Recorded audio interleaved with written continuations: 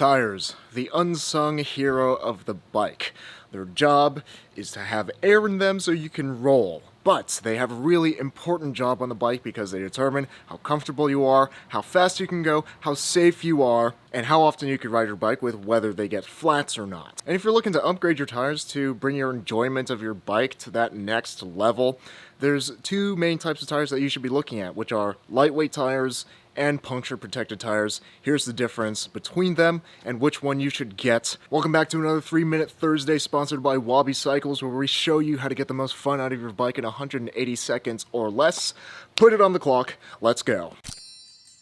Lightweight tires, these are really great if you are just a completely performance-oriented cyclist. You want the fastest tires possible. You want the lightest tires possible so that you have the best power to speed ratio, whatever it is that super competitive cyclists care about. On top of that, lightweight tires also tend to have a more supple casing, meaning that they are more comfortable, and the speed advantage with lightweight tires, in my experience, is something that you can actually notice when you're on the bike. And for me, because I ride a fixed gear, going from a puncture protected version to a supple lightweight race tire, I was able to drop my cog size by 1 tooth and push a much bigger gear ratio just by changing the tires. The downside of lightweight tires is because they try to keep the weight down so much to make them fast and supple, that does make them more prone to flats. I got flats about once a month riding my 38C race tires. And because they're so lightweight, that also means the sidewalls can blow out,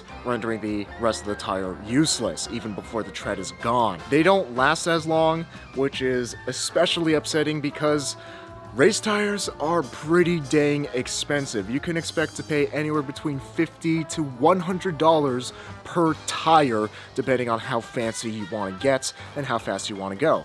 But for some people who are extremely performance-oriented, the pros outweigh the cons. Puncture-protected tires, though, are a godsend if you just want to be able to hop on your bike and ride it no matter what. Especially if you ride on roads that have a lot of debris like a broken glass or thorns or dead cats. In the grand scheme of things, if you're fixing less flats on the side of the road, you're saving time and riding faster overall. That's not even to say that puncture-protected tires are slow. They can be, but there's a lot of tires that have a good balance of puncture protection versus grip and ride quality and speed. My personal favorite that I've been riding on my bike for the past 3 years or so, and nothing else, are the Continental Gator Skins.